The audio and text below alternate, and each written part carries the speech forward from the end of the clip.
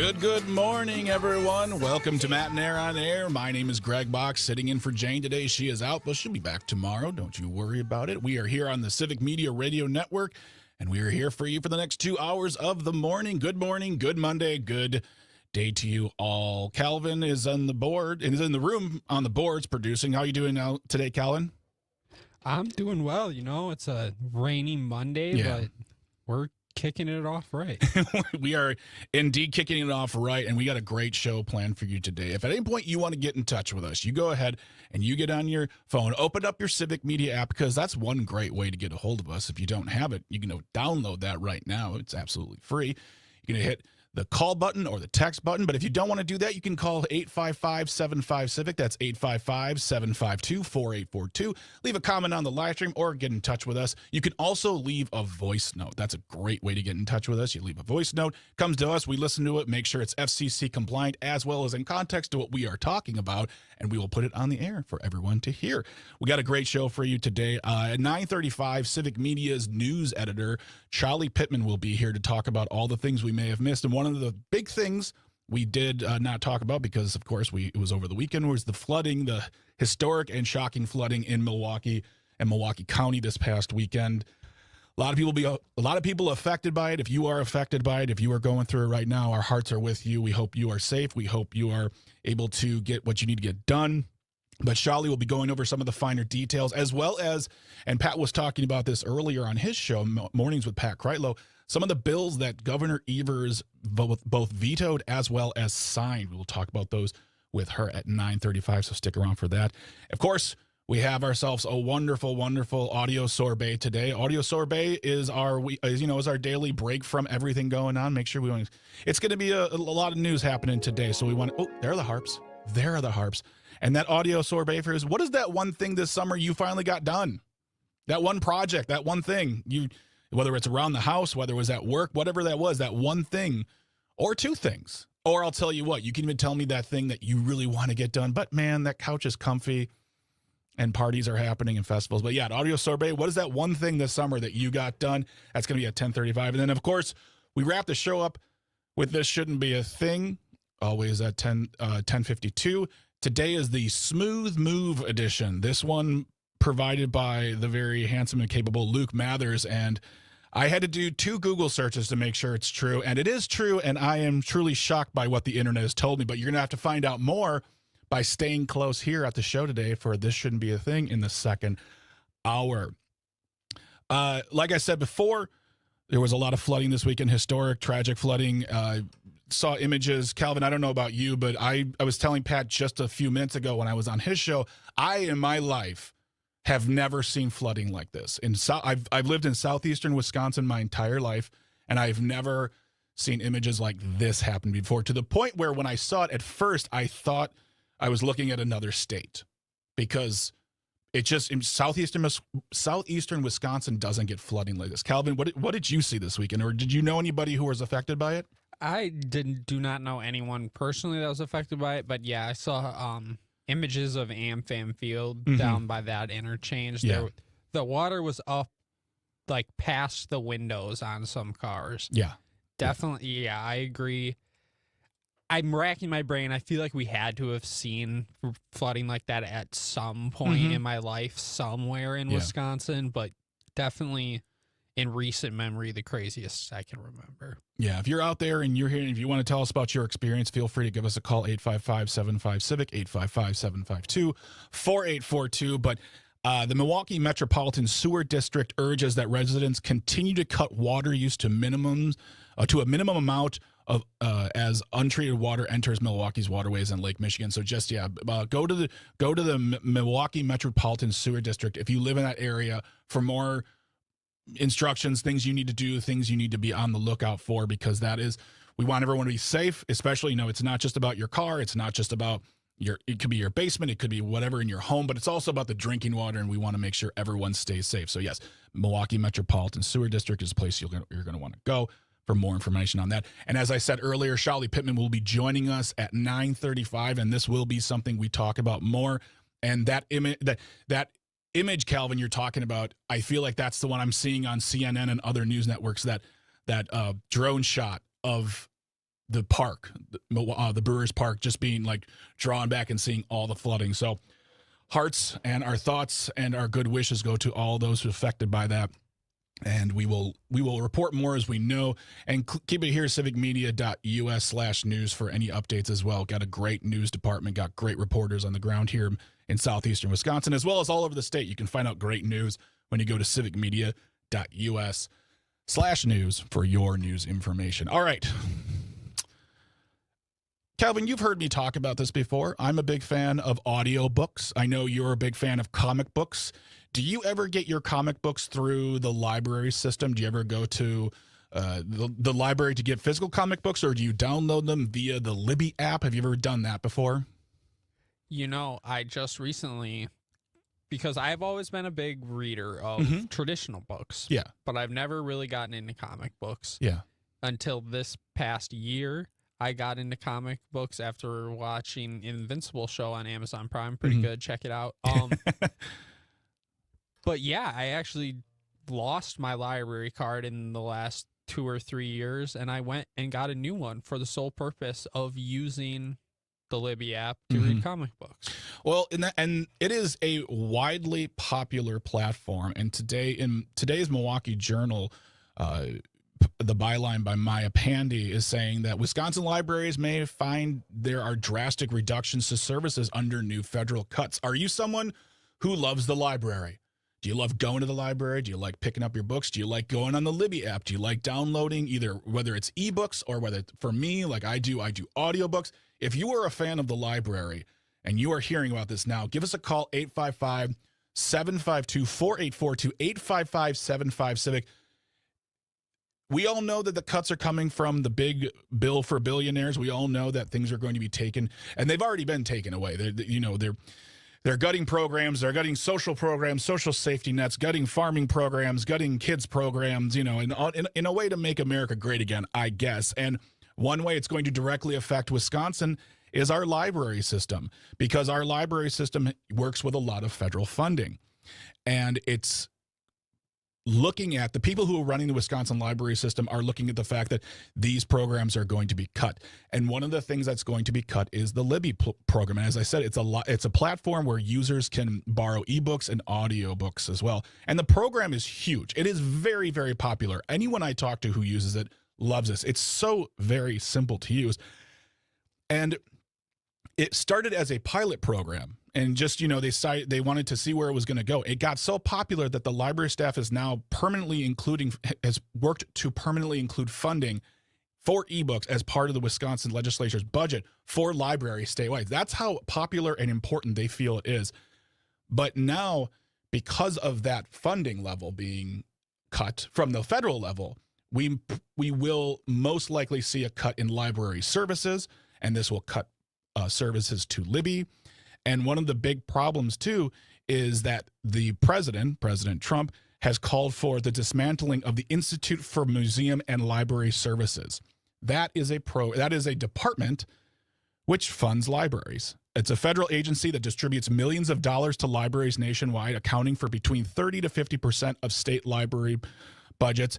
And that's according to the chief officers of state library agencies. And that is just... for one thing, to dismantle that whole department. Calvin, I don't know you. I don't know why. I don't know how that makes America great again.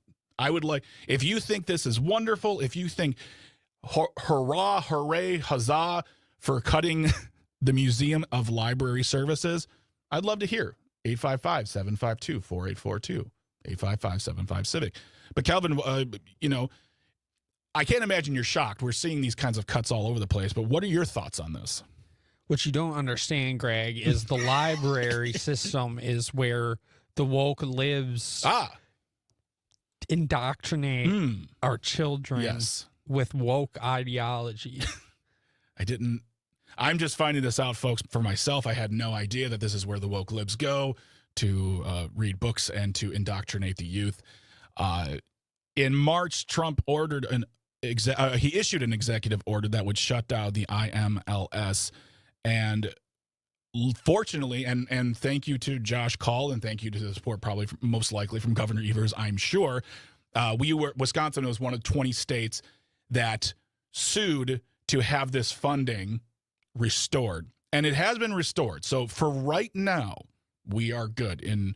A federal judge ordered that the administration reinstate the funding. This was passed in this past May, but we got to keep on these topics because in September, the Congress is going to discuss the shutting down of the IMLS in the next month. And the Trump administration has made it very, very clear that he wants this dismantled. I don't think this is a good thing. I don't think defunding libraries is a positive thing. I don't believe it helps this country. I would really believe that most of you listening right now also agree with me. You do not believe that? Let me know. Call or text. We want to hear from you. And if you want to do something about it, if you want to talk to your representatives and say, hey, this is not a good program, this is not a good discussion to be having. I take my kids to the library. I go to the library. We rely on Libby. We rely on that place. And it's not, Calvin, just books. They rent out other things. They rent out movies. They rent out tools. They rent out, they do classes. There is summer programming happening at libraries. If this is the beginning of cuts to our library system here in Wisconsin, it can start with Libby. Where is the next step? Where is the next thing they have to cut? Because it's not going to be about the Trump administration saying, we're going to cut these programs. It's because of the funding to these libraries. They will have to make the tough choices on what stays and what goes. But if you want to let your voice be heard, you're going to go to myvote.wi.gov. That is where you're going to put in your information. You are going to find out who represents you. And that is going to tell you from the president of the United States all the way down to, hey, if you still elect dog catcher, that'll be on your list as well. But you can call those individuals and tell them what you think about the possible defunding of our libraries here in Wisconsin. Tell them your stories. Tell them how this is going to affect you. Tell them what our these great halls of learning do for you and your life and your family. myvote.wi.gov for more information. And as we have always said on this show, when you call them, you're going to be kind and you're going to be respectful because the person answering is not the person who casts the vote. It's an aide, an intern, and you want to make sure you're being respectful on these topics because then they listen to you, they'll take the information down, and the messages get to who they need to get to. So myvote.wi.gov is where you need to go. If you have stories about the library, if you want to talk to us about the library, we want to hear from you. Tony on the live stream says, I like our libraries. Kids love it. Exactly. It's a wonderful place to be. And we're going to take a short moment to grab some snacks, grab some water, because we got to stay hydrated. And after we come back, we're going to talk about Tony Evers standing up for those who want to get better, maybe get that solar energy in their life and keep their energy costs low because, once again, the government's coming to take that money. And Governor Evers says no. Don't go anywhere. We'll be right back. Stay close. You're listening to Matenaer on the Civic Media Radio Network. Come back.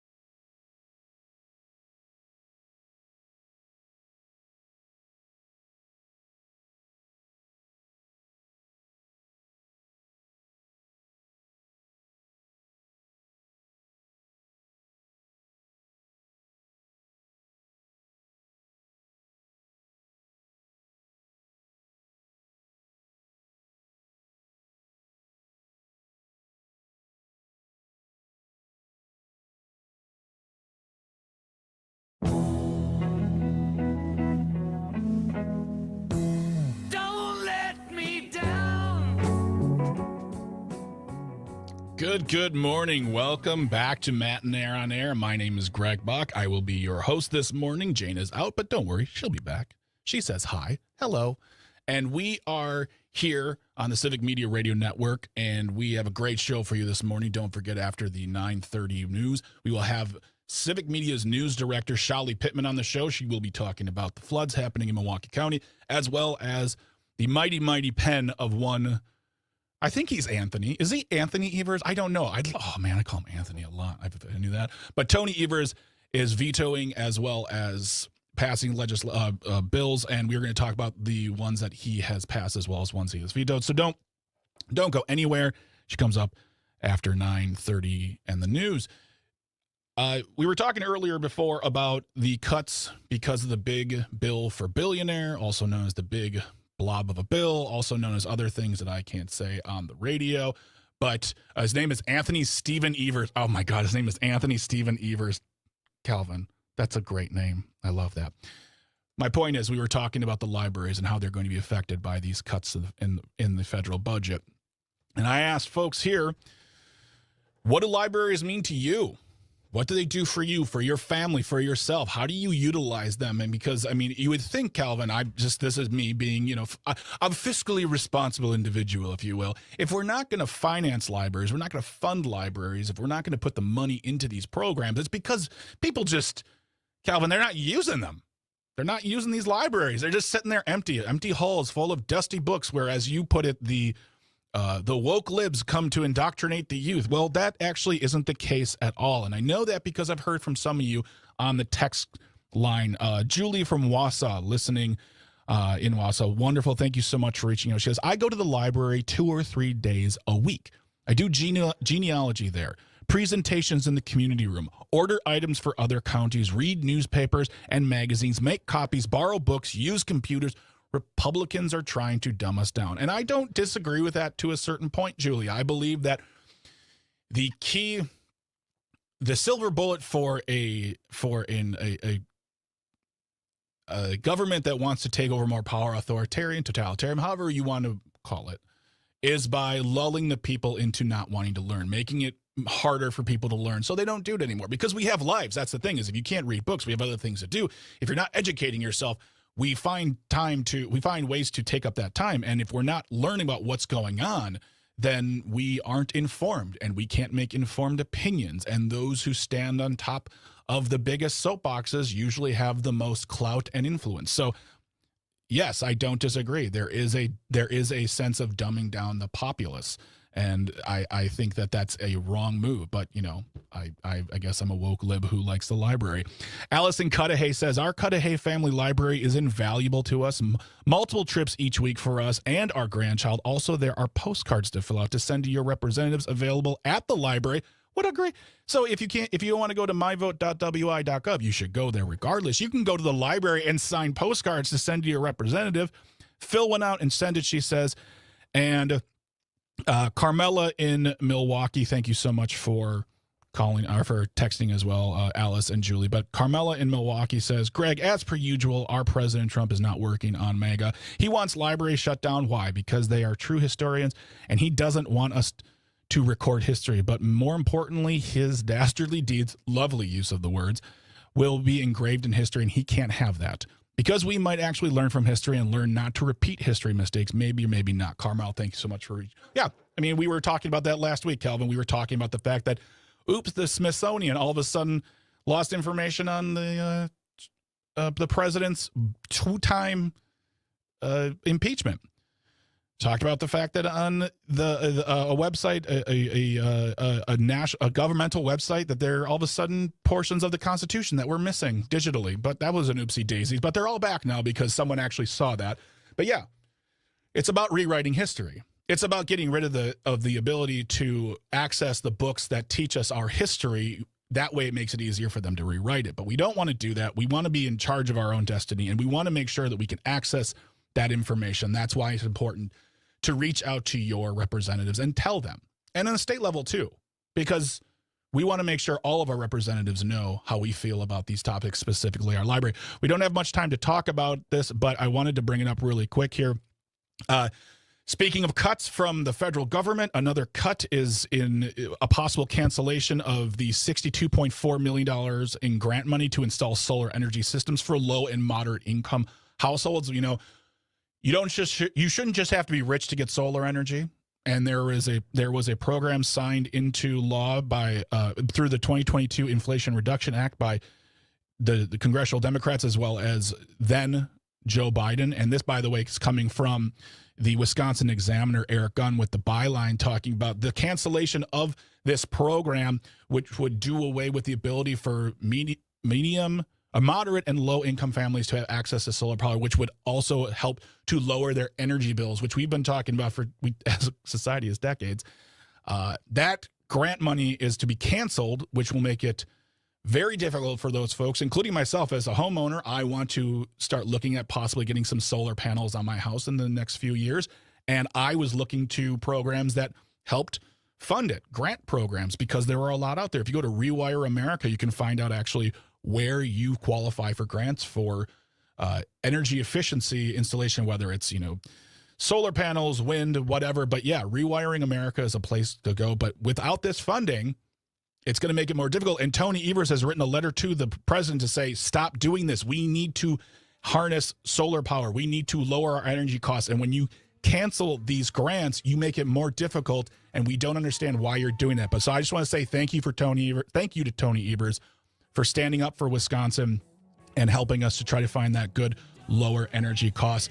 We're going to take a small break. We're going to get some water. We're going to get some snacks. We're going to come back, and we have Civic Media's news editor, Charlie Pittman, to talk about all the things we may have missed in the news. Don't go anywhere. You are listening to Civic Media Radio Network, as well as me, Greg Bach, with Matenaer on the Air. Stick around.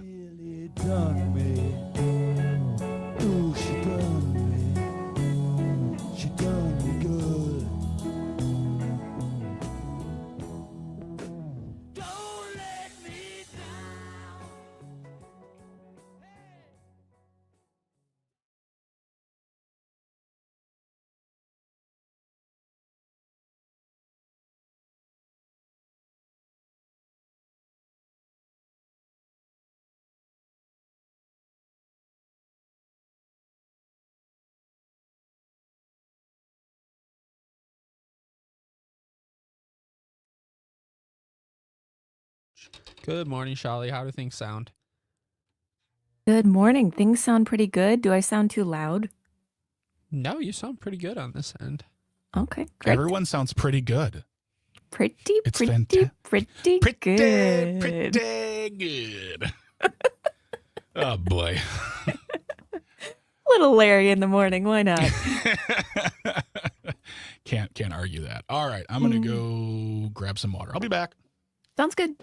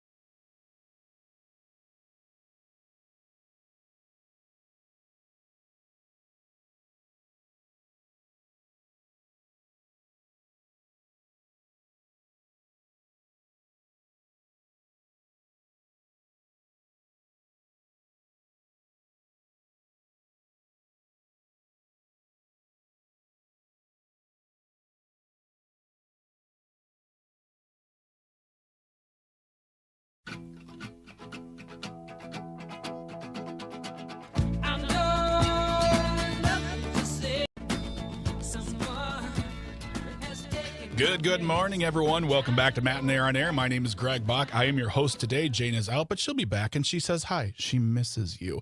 And we are here with a wonderful, wonderful show. We got Calvin Butenhoff on the boards, as always, a.k.a. Dr. Slide, a.k.a. Sweet Calby. He's here pushing the buttons. And as always, it's Monday. It's 9:35, which means it's time for Civic Media's news director, Shali Pittman, to the Welcome, Shali. Welcome to the show. Welcome back. Thank you. Good morning. Good morning. Good morning. We're happy to have you here. And safe to say there's one big news story coming out of southeastern Wisconsin that we missed over the weekend, and we were talking about it a little bit earlier. Shocking images coming out of Milwaukee County talking about the floods. Yeah. So the National Weather Service has issued a flood warning that's still in effect this morning. You know, I'm based here in Madison, so I'm not in Milwaukee, but like you, I've been watching the images come in over, the weekend. So there was an incredible amount of rain that fell in a short amount of time. Data from the Milwaukee Metro Sewerage District shows about 4 to 14 inches fell from Saturday to Sunday in places around Milwaukee County. So that's an incredible amount of rain. And yeah, folks are digging out from it. We Energies, according to their outage map, I just checked before I joined, and it says about 4,500 customers, 4,541 customers, mostly in Milwaukee and Waukesha, are still without energy, without power. So that's where we are. And you said that flood warning is still in effect as of right now? As of right now, until 10 a.m. So okay. All right. I'm not sure how much is going to happen in the next 20 minutes, but they do that for a reason, and I'm not a meteorologist. So there we go. Well, and as I mentioned earlier as well, the Milwaukee Metropolitan Sewer District is urging residents to continue to cut their water use to minimize the amount of untreated water coming up through the waterways in Lake Michigan. Are there any other places people are being directed to go to find out more information? I know we have We Energies, Milwaukee Metropolitan Sewer District, but just want to make sure people stay up to speed on what's going on so they know what they can do in these moments as we're seeing. For me personally, as I said, never seen this before. Shocking images coming out from people taking video and pictures of the flooding. It's not, it's ankle high. This is floating cars away. Right. Well, you can report flooding or things like downed trees, stranded vehicles to the city by calling this number, 414-286-CITY, CITY, so 414-286-CITY. You can also, I haven't seen this mentioned much online, you can also, let me find it, drop off as you're cleaning out, drop off things. This is according to the Milwaukee Department of Public Works. The city has drop-off centers, and those are free of charge through next Sunday. So they're open today, even though they're usually closed on Mondays. The hours are 7 a.m. to 3 p.m., and those drop-off sites are at 3879 West Lincoln Ave and 6660 North Industrial Road. So again, 3879 West Lincoln Ave and 6660 North Industrial Road. Those are the drop-off centers that are free of charge. The city says, the Department of Public Works says, for you to drop off stuff that might have gotten ruined. Okay. All right. Well, thank you for that information. We appreciate it, and we'll get that information into the show notes as well. And as I mentioned before, we wish no one but the safest and happiest. And if you're going through it, we hope you're going through it safely. And if you need any help, please reach out to anyone who can help. We really don't want anyone to be hurt by this. But also, in the running of a 2-hour show, a 5-day-a-week 2-hour show, things are done and things are said and things are asked, and I'm like, yeah, totally, let's do this, and I totally forget. You asked me earlier if you could say a little something about the libraries, because earlier we were talking about possible funding cuts to the Wisconsin library system due to the big bill for billionaires. And Charlie, you wanted to take a moment to talk about the libraries. Yeah, from flooding to reading. What a transition. Thank you. WBA, are you watching right now? That's how I do it here. Well, you're talking to someone who has worked in libraries, and my mom was a librarian, so that, I have a profound sense of admiration and awe for libraries. I essentially grew up in a library for a good chapter of my youth. So heard you mention Libby. I love Libby. And the app, if you haven't used it before, I strongly recommend you try it out. It's great for ebooks and e-audiobooks. I do want to clarify that the cuts that are being proposed would not cut Libby because those are now secured at the state level. But the concept of Libby, how Libby came to be as sort of an experimental program first, that's what will be slashed under these cuts. So I don't know about you, but during nowadays, I'm finding myself learning a lot about different kind of agencies that I had never heard of before. So as a radio insider, I knew about the Corporation for Public Broadcasting, but maybe this is folks' first time learning about it because it got slashed. But the IMLS, the Institute for Museum and Library Science, is another one of those agencies that doesn't get a lot of attention until it's on the chopping block. So the IMLS program funds sort of new, sometimes experimental programs for libraries to use. So Libby grew out of that. They got funding to try it out, and now it's an established tool that you use. The IMLS also funds the statewide interlibrary loan program. So this is how rural libraries are most likely to be affected, is because this is what makes your interlibrary loan possible. Have you guys ever done an interlibrary loan? I have, Yeah, yes. And we heard about people last week were talking about it as well. Right. This is what allows you to get, but if you're in a small library, and I grew up in a sort of rural library, this is what allows you to get books from bigger institutions. And sometimes that might take a little bit. And I think I've only ever had like 2 requests not be able to be filled because I was asking for some really detailed out there stuff. But eventually it comes. And so this is how rural libraries are affected. But the IMLS also gives out specific grant funding to different institutions. And keep in mind, it's for library science and for museums. So last year, the IMLS distributed a good chunk of money to a good number of kind of programs in Wisconsin. So the Ho-Chunk got $142,000. The Oneida Nation got $86,000. I have other numbers here. The Wisconsin Historical Society got $177,000. The Door County Historical Society got $20,000. But also, the more locally, we're in my neck of the woods, the Wisconsin Children's Museum, or the Madison Children's Museum here in Madison, got $250,000 last year to fund some programs. They had made some staffing cuts recently. I know someone who got laid off from the Madison Children's Museum.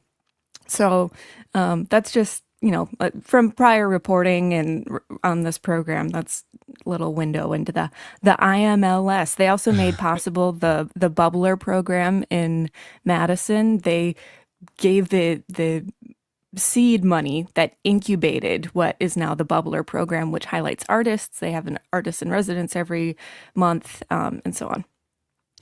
If you're just joining us, we are talking with Shali Pittman, who is Civic Media's news director, about the stories we may have missed. And thank you for the correction on that. I on the Libby app, I read it as Libby was possibly under a funding cut, but and I saw a comment come in the live stream from Jenny. Says, I support and look to libraries as a steward of history, learning and free thinking. The rare books room at the MPL Central in downtown Milwaukee, and free events to learn new professional skills via workshops. And here's what really kicks me in the teeth and makes me feel like sick about it. And it's something you just mentioned too. Also, local libraries are often the only source of free internet and computer services that many communities, especially rural ones, have access to. And that's something that we seem to always come back to, is these cuts that are coming from the federal government are going to hurt the rural areas a lot. We're talking about hospital closures, talking about libraries.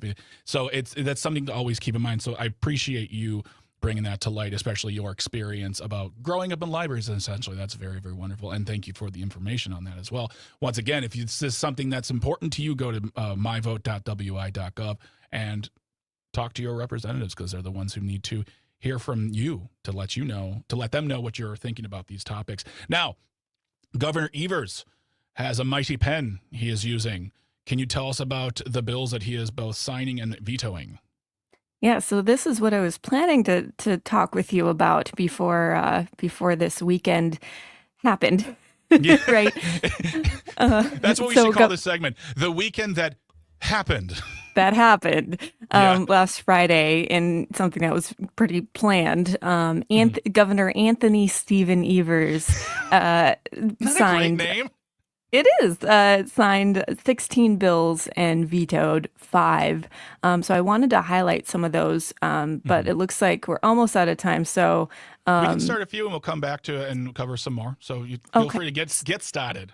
All right. Well, the number one bill that I want to highlight, there are some bills that it seem largely technical, and we didn't spend a good amount of time reporting on them, so I'm not quite sure. But here's a big one: the pelvic exam consent for pelvic exams bill is finally law after a lot of pushing for a lot of years. So this requires hospitals to get written consent from a patient before performing a pelvic examination while they're unconscious. The backstory to this is that there's a Madison resident who had surgery in 2009, and that was traumatic. And she says that there was a pelvic examination performed on her, and without going into detail, she could tell. Right. So she reached out to her representative, her state representative, who at the time was Madison's Chris Taylor. And Chris Taylor started pushing for it. Right. And then it took another, 5 years to get it passed and signed into law, like on Friday. But this saw a lot of support from organizations, including End Domestic Abuse Wisconsin, the League of Women Voters, RAIN, the Wisconsin Nurses Association, the Wisconsin Catholic Conference, who endorsed the bill, lobbied for the bill. But yeah, that's where we are. Okay. All right. We're gonna cover a few more when we come back. Well, like I said, it's almost time to go grab some water and some snacks. It's important to stay hydrated, Charlie. I don't know if you know this. Jack from Merrimack, I see you on the line. I'm going to take you at the other side, and if you can stick by, it's a great. We want to hear from you about, as well as we're hearing from people all morning about libraries. Apparently, this is something people feel passionate about, which is important, and I'm glad you're reaching out to us. So don't go anywhere. We're going to come right back with Charlie Pittman, the news director for Civic Media, talking more about Governor Evers' mighty pen and what he is signing, what he is vetoing, and hear from you, I guess, more about libraries. So don't go anywhere. Stick around. You're listening to Matenaer On Air on the Civic Media Radio Network.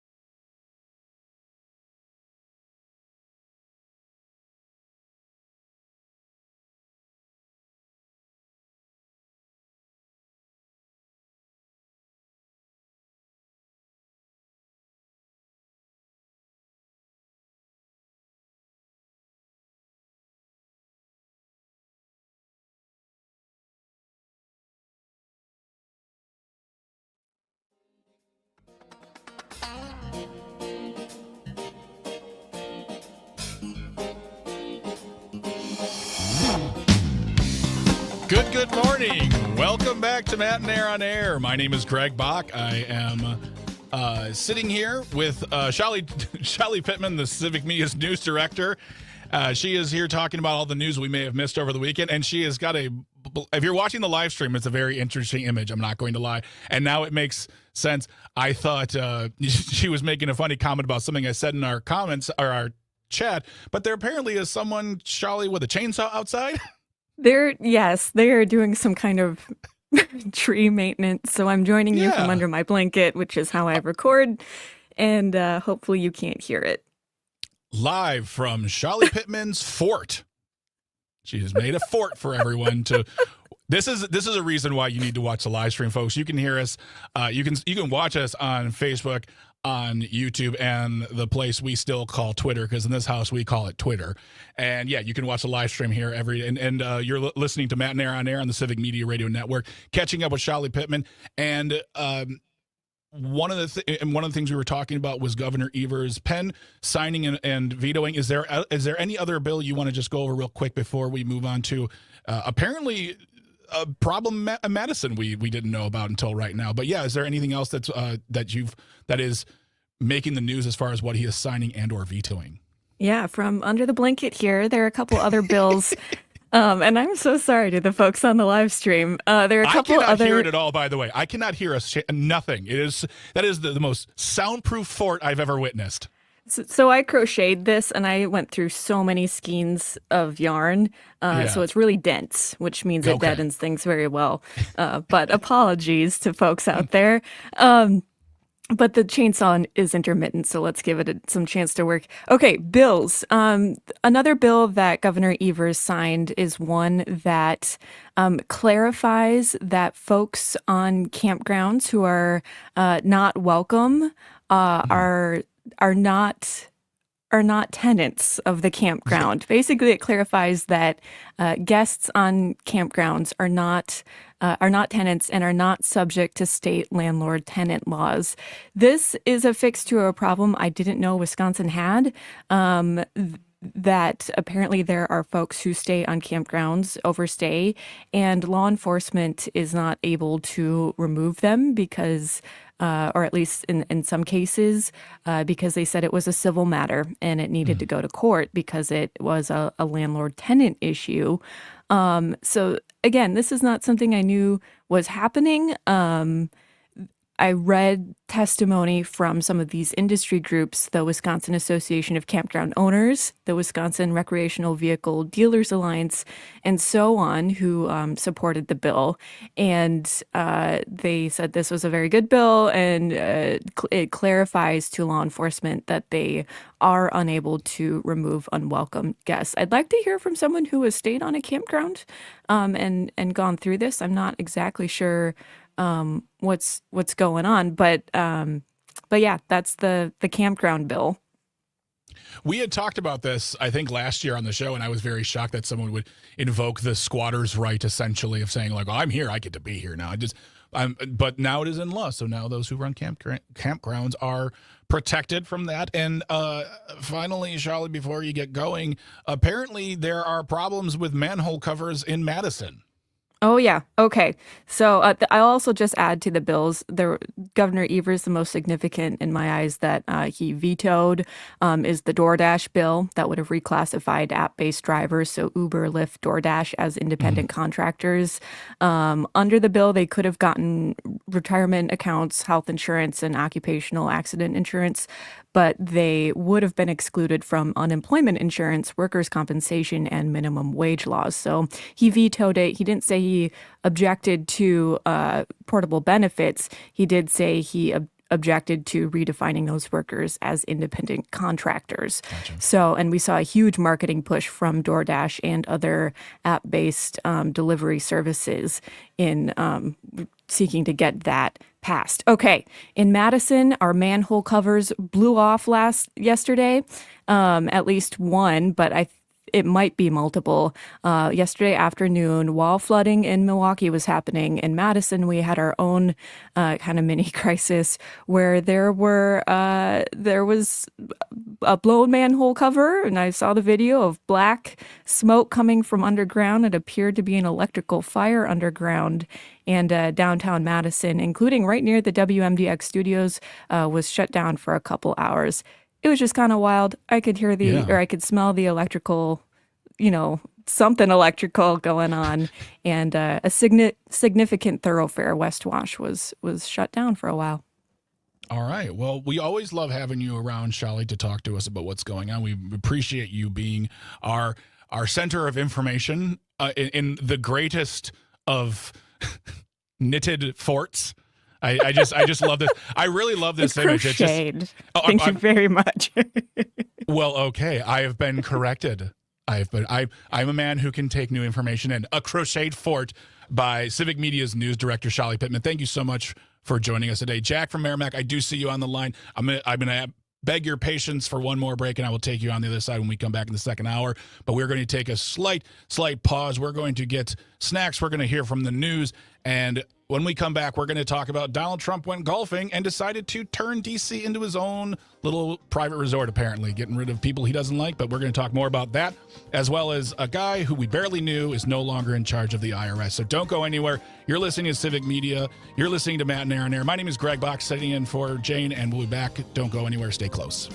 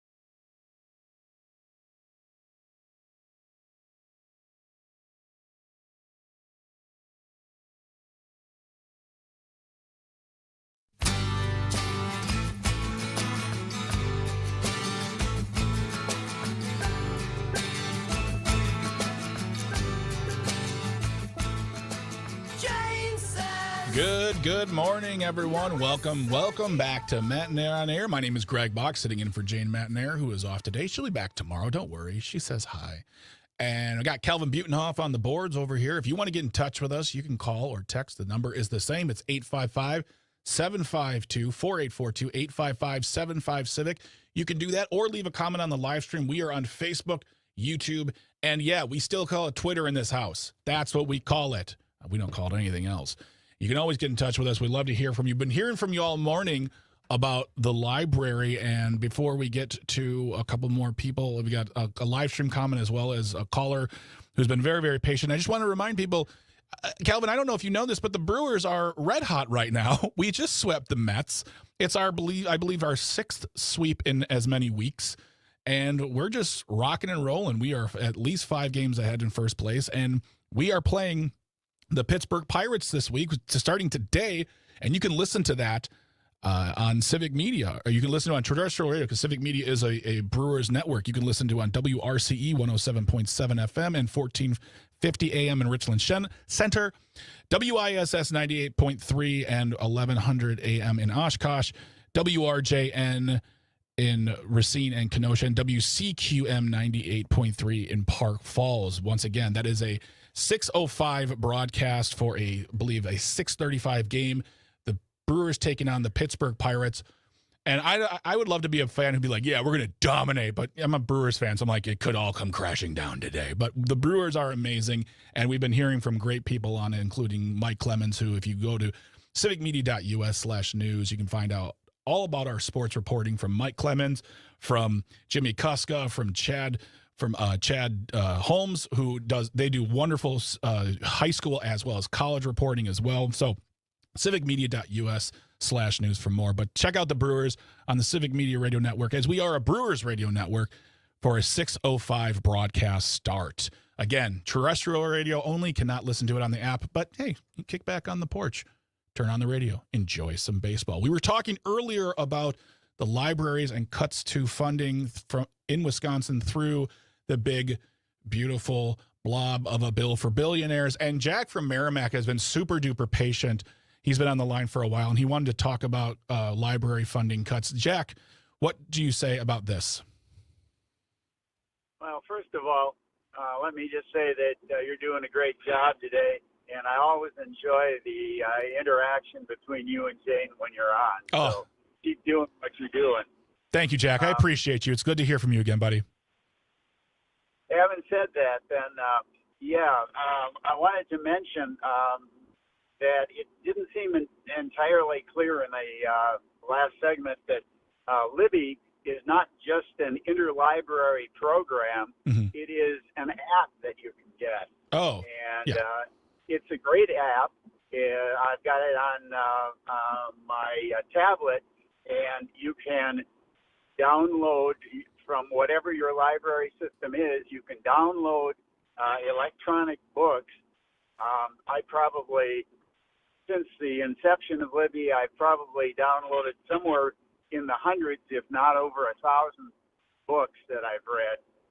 The app is great because it allows you to adjust the size of the font. Mm-hmm. So if you're an old guy like I am, and you don't want to have to squint a lot with small print, you can adjust the font up.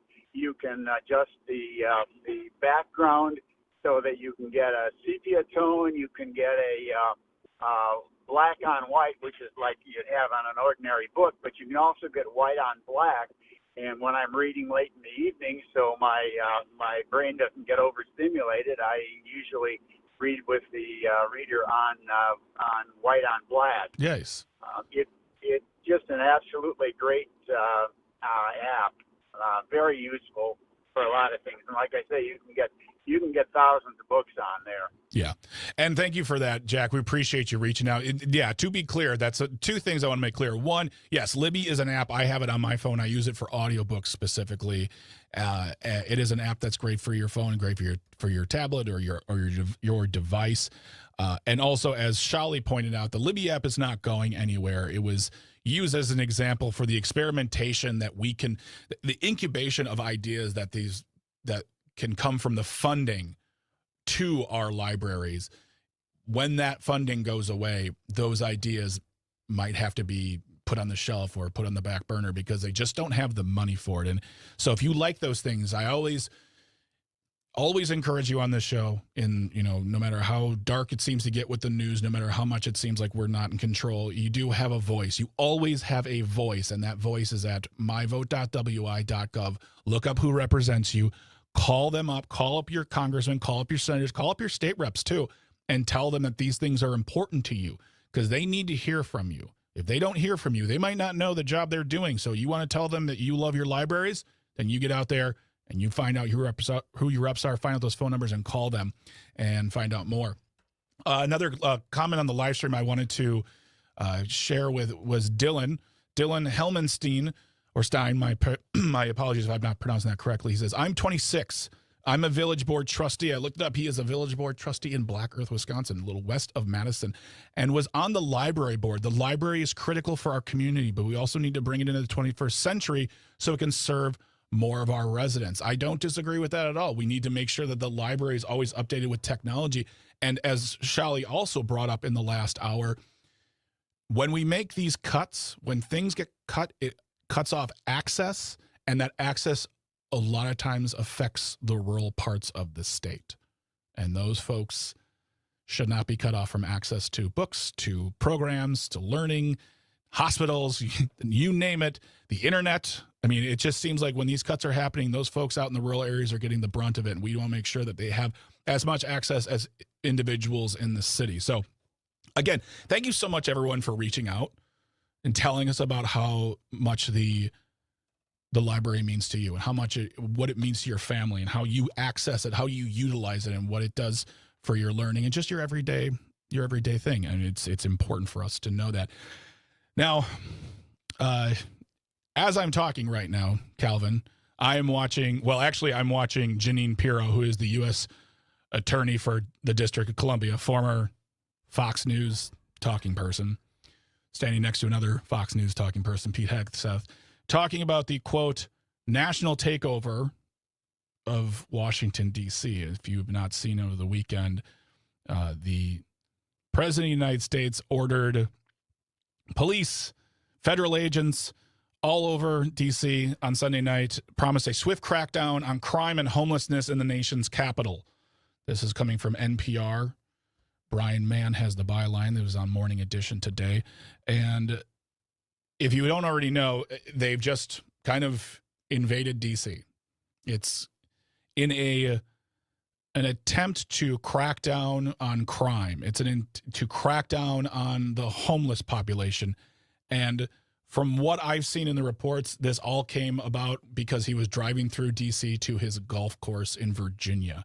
And really, right now, as it stands, if you're watching cable news right now, the president is at the podium giving a press conference talking about how much further they're going to go with this. And FBI Director Kash Patel has said that, or actually, I'm sorry, I apologize. President Trump has said that this is not just going to stop at D.C. And this sort of thing, I don't know. For me, Calvin, I can't speak to your experience, but this sort of thing is not something that makes a lot of sense in a logical person's brain. I understand why they might be doing it. We have seen the lightning rod topic of crime be used to divide us as a nation. You know, it's easy for people to say, easy for people in power to say, crime is at an all-time high. Crime is just terrible. We can't stop it. So we got to do something about it. And apparently, the president's solution is to just send out federal officers, including FBI agents, which, correct me if I'm wrong, this isn't exactly their job. I know that the FBI are like a national police department, essentially. They investigate crimes on a national level, things that go into the FBI jurisdiction. But I don't think their job is to walk the city streets and to rid the city of crime and to arrest people for whatever infractions they may seem is the case. But we talk about this a lot on our show, and I've heard other people on Civic Media discuss this. And I want to go back to the whole lightning rod of a situation as far as using crime statistics to justify actions, to justify positions on policy regarding how we quote unquote crack down on the problem of crime. And this is from the NPR article from Mr. Mann. Washington, D.C. has seen a declining crime rate in recent years, with the violent crime hitting a 30-year low in 2024. That comes from the Justice Department. I'm sure that some people will say that is fake news, but the Justice Department, I trust their crime statistics. And it seems as if this sort of action is unwarranted, unnecessary, and a bit odd. Not out of pocket or off brand for what they've been talking about for at least the past year, but they're sweeping the city to... It says the Drug Enforcement Administration and other agencies are seen strolling the street in small groups. At least 120 FBI agents were reassigned from their other duties to take part in Sunday's patrol. This is the one that gets me a lot. At one intersection, a minor traffic accident between a car and a moped brought at least 24 agents running, some wearing masks, one carrying a rifle. I can't imagine that this helps with the police. So if you are a police officer in D.C. and something like this happens, you need to make sure everyone stays calm. You need to make sure everything goes by the book. You need to cordon off the area, make sure everyone is safe, keep others away. And when you have all these individuals coming running at you, some wearing masks and holding weapons, I have to imagine that introduces a bit of uncertainty. On top of the fact that they seem to be out of nowhere, just walking the streets like weird warrior vigilantes to protect the streets from this amorphous thing called crime that is not as much of a problem as we are led to believe in Washington, D.C. I don't seem to understand why this is happening from a logical standpoint. I understand why it's happening from their standpoint. They want to instill fear. They want to look powerful. Right now, if you are watching the press conference, it is a whole host of individuals who are going to tell you how terrible it is out there, when in fact it is not, and they will not listen to that. And the FBI director, Kash Patel, was talking about it, and President Trump himself has said that this will go further than D.C. And Ali, I see you on the line, and I'm going to take your call on the other side of the break of the commercials, and we are going to talk more about this, including this declaration of ridding D.C. of the homeless population, and literally how this came out of what being reported as his ride to the golf course in Virginia, seeing the streets and deciding to do this. And this all took place last night in D.C. And I want to know your thoughts on this. 855-752-4842, 855-756. Give us a call, send us a text, leave a comment on the live stream. President Trump seems to be invading D.C., and I don't understand what good this comes of this. So don't go anywhere. We're going to grab a snack. We're going to grab some water. Stay hydrated. You are awesome and beautiful and wonderful. You are listening to Matenaer On Air. My name is Greg Bach, sitting in for Jane. We are on the Civic Media Radio Network. Stay close.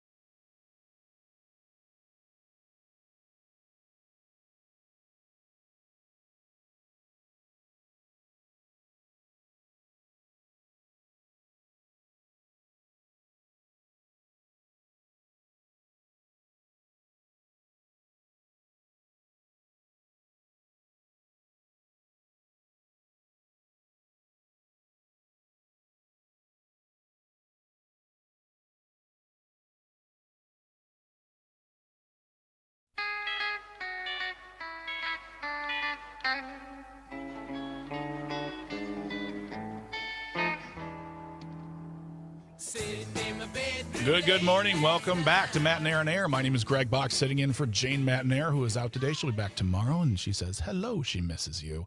You can call or text on the live stream, 855-75-CIVIC, 855-752-4842. Leave a comment on the live stream. We are streaming currently on Facebook, YouTube, and the place we still call Twitter. And got Calvin on the boards here today. We thank you for joining us.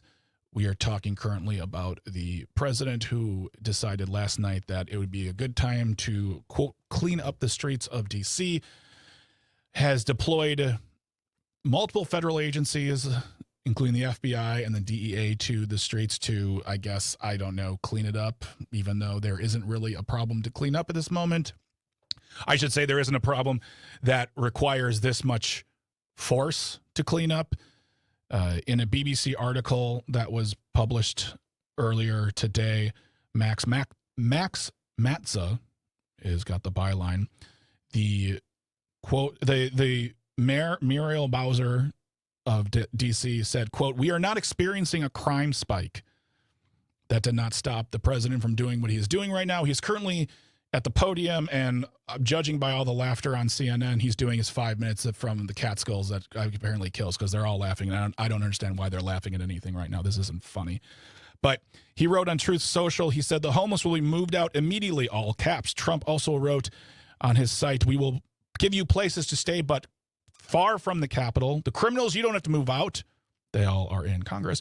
We going to put you in jail where you belong." So, and he's also said in this press conference that, quote, "will go further than just D.C. as far as taking over cities to take care of the, quote, crime problem as I stated before, is not as great as an existence as they are letting to believe, as violent crime in D.C. is down. And something like this, the measures they are taking, seems a little out of place and scary. And where does it end? That's a question I have. Ali from the Northwoods is on the line right now, calling in. Ali, thank you so much for being here. What are your thoughts on the matter? Oh my gosh, I'll probably get lots of hate mail, but I'm just going to say this is a terrible, terrible thing. And this is the beginning of a police state. And do we want to live like Russia and Germany? And I've been to those places, and that wasn't a good thing then, and it isn't a good thing now. And that's what's happening to our country. And people need to speak up, get on the phone with their government people and tell them this is just plain wrong. Yeah. He's doing this in D.C. because he can. Yeah. But he's going to try it all over. He didn't get away with it in California, so now he's going to start where he knows he can get away with it and work from there. Yeah. Thank you so much for calling, Ali. I appreciate you always being here and always lending your voice, because, you know, you're not wrong. This seems like a tactic that has been waiting in the wings. It's been on people's minds. They've been wanting to do this, and they are. And if you don't like it, go to myvote.wi.gov. Find out your representatives' names. Find out their phone number. Call them and tell them that this does not sit okay with you. And if you are a supporter, then tell me how I'm wrong. Tell me how non-crime statistics that do not exist justify the utilization of force to sweep the streets in a way that I have to imagine, Calvin, I don't know about you, but undermines the actual police of DC. To just go out in the streets and showing force like this does not help them trying to keep everything, trying to protect and serve, essentially. This doesn't seem like it helps. Calvin, any thoughts you have, I'm happy to hear them. Well, I don't think I have any unique thoughts about this.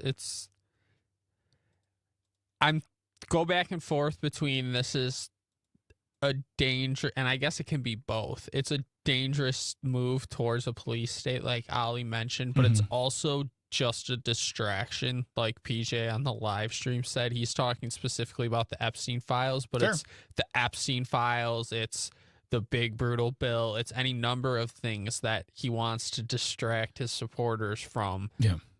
Yeah. So it's both a dangerous power grab, and it's also just a distraction for the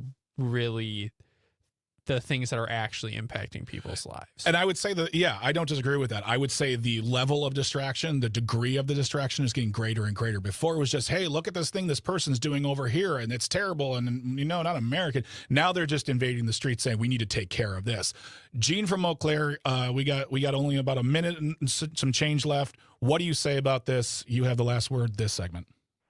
The biggest criminal that needs to be put behind bars is sitting in the White House, in my opinion. And also, this is those people that are aiding and abetting this type of behavior, going into the cities, scaring people, and also, the mask criminals that are going after immigrants. I think that they need to get back to work because they're aiding and abetting all this horrifying behavior. It's ridiculous, and they all need to be fired that have an R after their name because they are aiding and abetting, and they're letting this happen. Have a good day. Thank you. Thank you, Gene. Love hearing from you. Love your input. Appreciate you listening as always.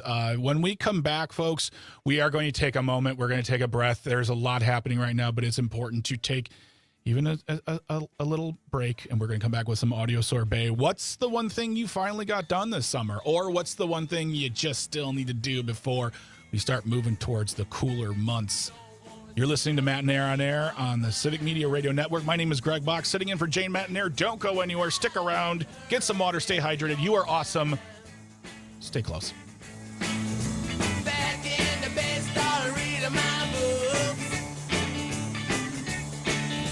Take my phone right off of the hook. It's off the hook. It's off the hook. It's off the hook. It's off the hook. It's off the hook. It's off the hook. It's off the hook.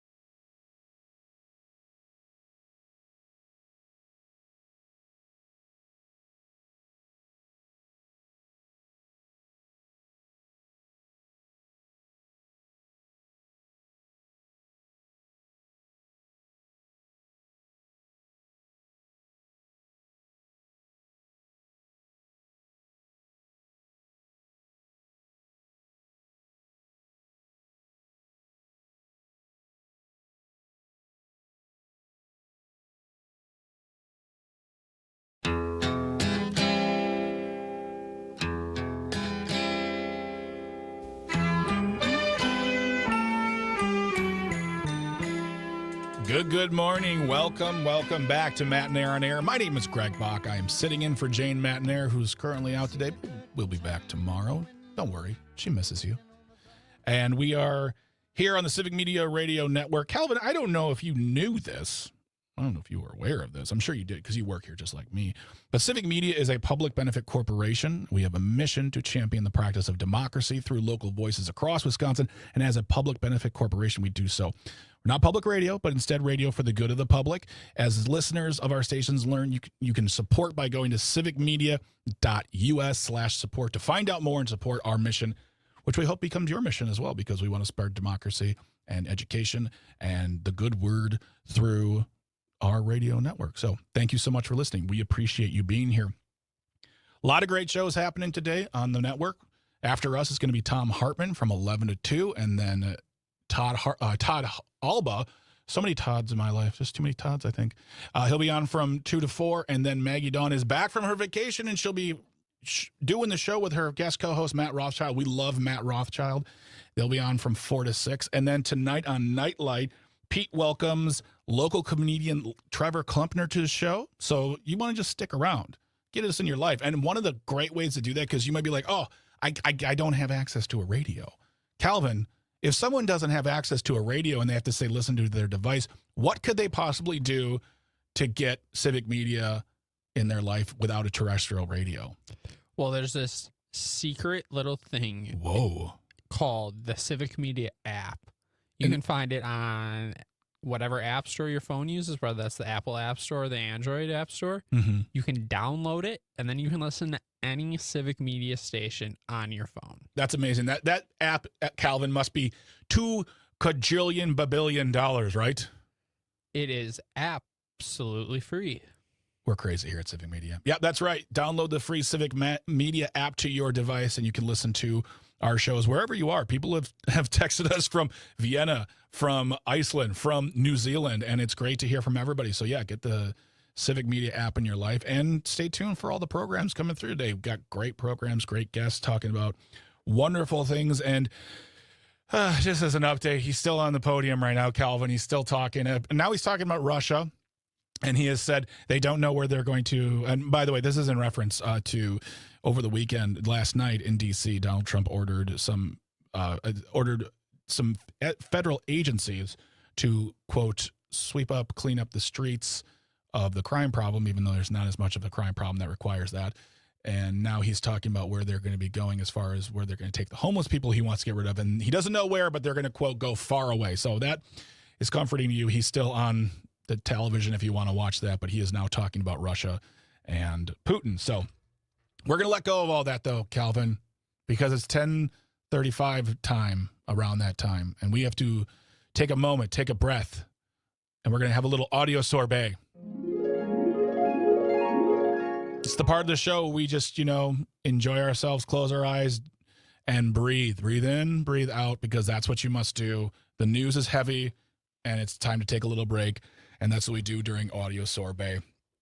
And today I want to just talk about, I want to know from you, the audience, from the listeners, from the watchers on the live stream, what is that one project that you finally got done this summer? That one thing, is it planting a little garden? Is it, cleaning out the garage? Is it fixing the car up? What is the thing you got done that you're patting yourself on the back? Or what is that thing you still need to do?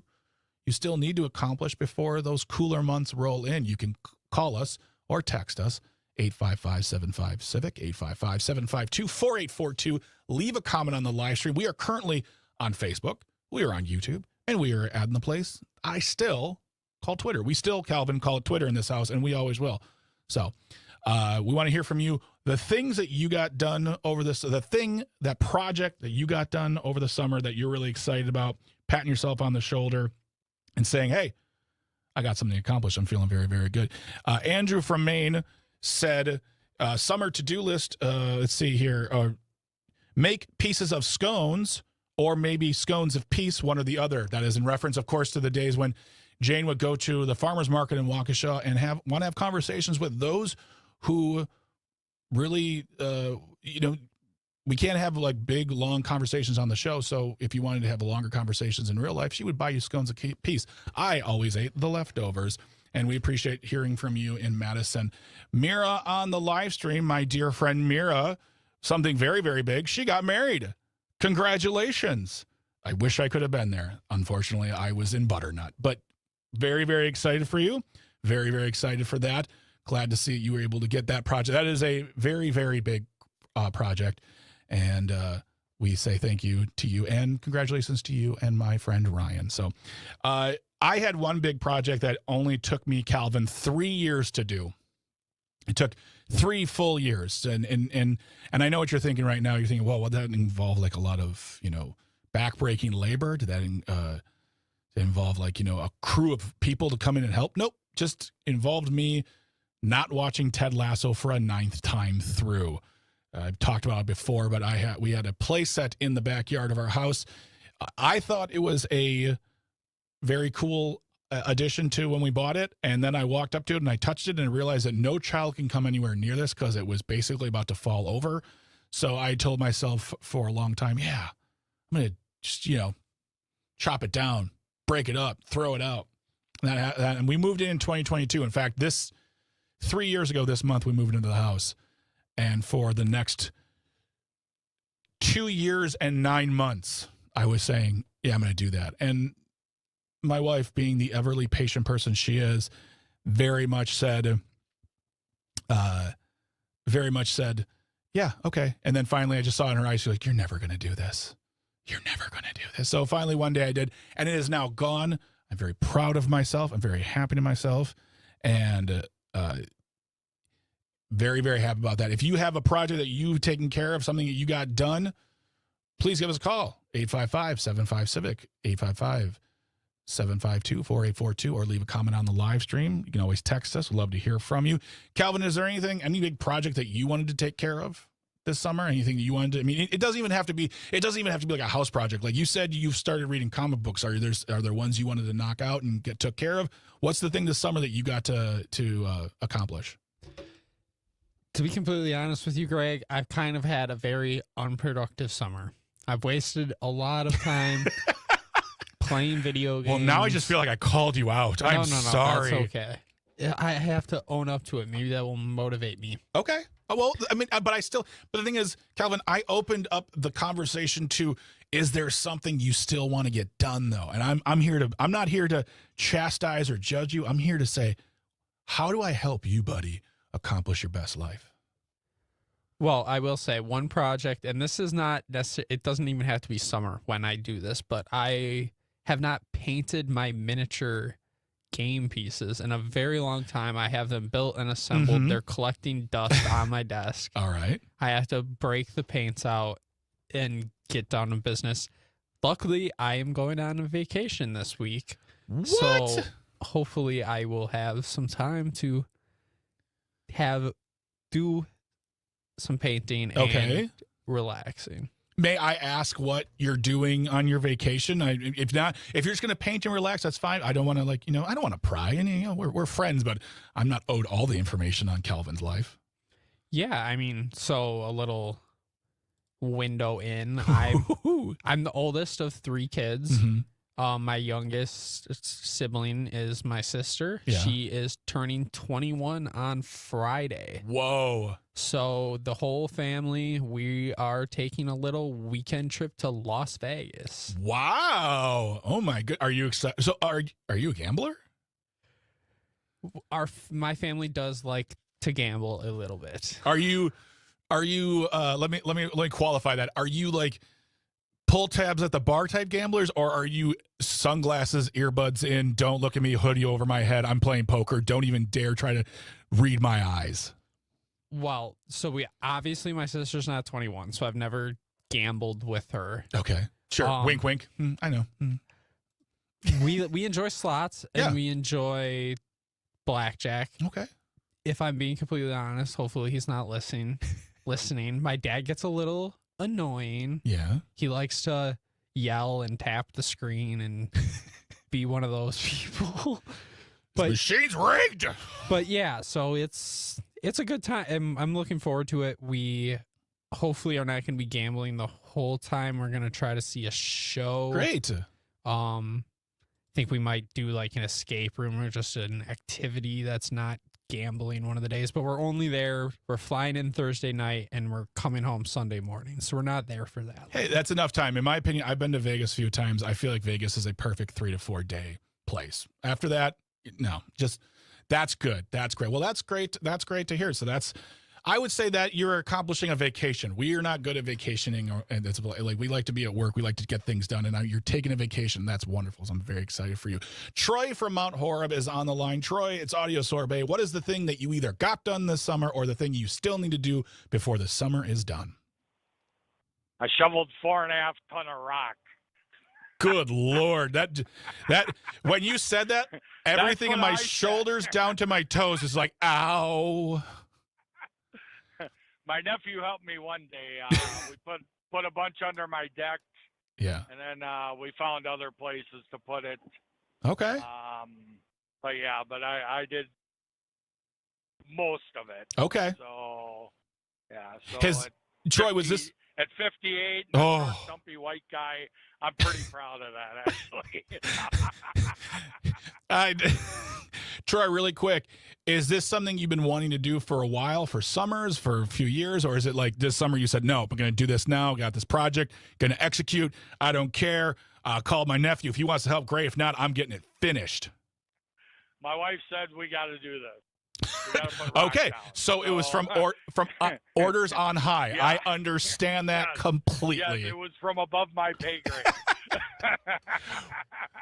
Well, I mean, if anything, if you can just if you're feeling the need to like take a break and sit down, and someone says, "What are you doing right now?" My shoulder from shoveling all that rock. Thank you. We gotta get another 2 ton. Oh, good Lord. Okay, you're braver than I am, sir. Troy, thank you so much for calling in and letting us know. We appreciate it. You can always give us a call, text 855-75-CIVIC, 855-752-4842. What's the thing you got done this summer? What's the thing you still need to get done before the summer is finito? You can leave it on the live stream like Mira, who is sharing her wonderful nuptials with us. And hey, you don't even have to agree with me if if you have takes that are kind of interesting and semi-weird and wrong, but you go ahead and leave it on the live stream. It's right there. Jack from Merrimack, you're back. What's up, buddy? We only got like 1 minute. What's going on? Just wanted to mention your Audio Sorbet. Yeah. I completed earlier this year a 6-month restoration of a 1973 motorcycle that I've had since 2000. Been in my garage. It was a garage find originally. Drove it for a little while, but it needed a lot of work. There. So I got it done. Jack, thank you so much for sharing that. I'll share another project before we head to grab some water and snacks, because it's important to stay hydrated. Still have that guitar in my garage that I would need to build and create from, you do a bunch of stuff. But that will be maybe the fall project. We'll see. But for now, we thank you for calling and texting in for Audio Sorbet. Love hearing from you. You can always do that 855-75-CIVIC, 855-752-4842. When we come back, this shouldn't be a thing. Smooth Move edition. Oh boy, you're not going to believe it. You're listening to Matenaer On Air on the Civic Media Radio Network. My name is Greg Bach. Stay close. Summer breeze makes me feel fine, blowing through the jasmine in my mind. Summer breeze.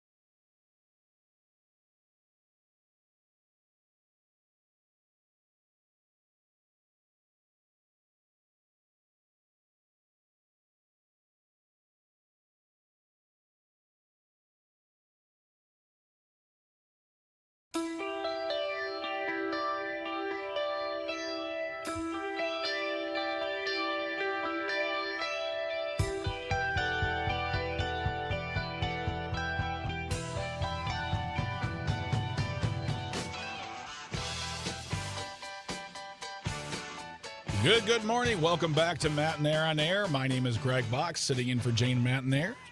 And we are back on the Civic Media Radio Network. It's been a good show, Calvin. What do you think? Yeah, it's been fantastic. It's been wonderful. We had a good time. I really want to thank Charlie Pittman for being here. I want to thank everyone for calling in and texting in and commenting on the live stream. Whether you like us or don't, it's fine. We love hearing from you. It's great to hear good conversations from great people. You can always get in touch with us, 855-75-CIVIC, 855-752-4842. Leave a comment on the live stream. You can get a hold of us via the app, the Civic Media app, which is free to download to your device. That way you can hear us whenever you would like, wherever you would like, and contact us that way as well. As I said before, lots of great stuff going on today. After the news break, we've got Tom Hartman on. After Tom Hartman will be Todd Alba from 2 to 4. From 4 to 6, Maggie Dawn is back. And welcomes guest co-host Matt Rothschild to the show, and then finally Nightlight with Pete Schwaba, and actually after Pete too is wonderful programming as well as Native Roots Radio, Rational Revolution. There's great stuff, so stick around, listen to us, have fun, contact us, tell us what you love to hear from you. So Calvin, it is 10:54. I think it is time for one thing and one thing only at the end of our show, and that is This Shouldn't Be a Thing. If you ever have a thing that should not be, you can send it in to Jane and me. Very simple. Go to Jane Says at civicmedia.us, JANESAYS at civicmedia.us. This is the segment we call This Shouldn't Be a Thing, how we wrap up every single show, because we want you to go away with sometimes laughing, sometimes scratching your temples, sometimes going, really? And I feel like this next one achieves all three. And I had to, and this was provided to us by Luke Mathers, who is a great source of information here at Civic Media. And I will admit, I had to look at this one out, Calvin, to make sure that it was true and not just a weird rumor. This is from QSRmagazine.com. No one, strangely enough, Calvin, no one claims the byline. No one wants to submit this to Pulitzer, because apparently the Heinz tomato ketchup smoothie is the first ever ketchup-based smoothie which blends the real fruits with Heinz Simply tomato ketchup. It creates a flavor that is delicious and refreshing in a summer sip. Yeah, I had, like I said, like a good person on the radio who wants to report the accurate information, I looked up like 3 places to make sure this wasn't a hoax. And this is real, folks. The Heinz tomato ketchup smoothie, and this is coming off of State Fair being done. I'm surprised this wasn't announced like there, is a thing that you can get into your life if you would like. Do you like? That's another question. Calvin, what do you think about the Heinz tomato ketchup smoothie? Well, I wouldn't drink it or order it. It sounds pretty gross to me, but I will say in defense of it. You're always in defense of things. Well, it makes the conversation more interesting. And I mean this sincerely. Mm-hmm. I also don't understand drinking tomato juice or a Bloody Mary. Or, so, like, would this be different if you added vodka and Tabasco sauce? Would that make it better for you? Calvin, when you add logic and logical questions to the, you undercut my opinion that are based truly on gut reaction and whatever else you want to call it. That is a very, very good question. What would be any difference if you, and honestly, you're right. You're absolutely right. If you added an alcohol beverage to it, threw in a celery piece and threw in a meat stick, how is this not a Bloody Mary slushie that would probably sell out of most places that would be? You're absolutely right. Thank you for bringing the true logic to the conversation. I appreciate you as always. And speaking of always, quote, Lori Primavera, that's her name, Vice President of R&D, Research and Development, and Product Marketing at Smoothie King. Smoothie King is, by the way, where you can get this. She is quoted as saying, "As always, our commitment to nutritious ingredients, and our clean blends promise remain to be at heart of every recipe, and this bold new blend is no exception. The Heinz tomato ketchup smoothie launches during tomato harvest season, and you can find it. It was available as of last week. It is $5.70 at select Smoothie King locations. So I would really contact your local Smoothie King before going out and trying to find one. You never know. There'd be lines out the door, and I would check those people in the lines for little tiny bottles of airplane vodka, because you know that's what's going to happen, Calvin. It's going to be like, this looks gross on paper, but throw in some vodka, and then we're going to have a party in the parking lot. And also, and most importantly, while supplies last, because you know this will sell out, Calvin. That's exactly what's going to happen. So if you want one of these, and you have one of these, take a picture, send it to the show via the Civic Media app. Let us know your experience. I want to know more about the Heinz ketchup smoothie, and I want the full report. Other than that, thank you so much for listening, Calvin. That has been another edition of This Shouldn't Be a Thing. Thank you so very much, everyone, for watching and listening, commenting, calling. As Jane says, without you, we can't do this, and we appreciate you every single day. I appreciate our traffic department. I appreciate our engineers, all of our producers, Calvin, everyone in Civic Media who makes these shows go. It's truly without you, we can't do this, and we appreciate you so much. You're going to stick around because after the break is going to be, after news is going to be Tom Hartman, and as we said, Todd Alba, Maggie Dawn, Pete Schwaba, and then wonderful evening programmings here on Civic Media. My name is Greg Bach. I've been sitting in for Jane Matenaer on Matenaer On Air. Have yourself a lovely day. You are awesome. Don't let anyone tell you differently, including yourself. Stay hydrated. Stay awesome. Stay wonderful. Stick around. You're on the Civic Media Radio Network.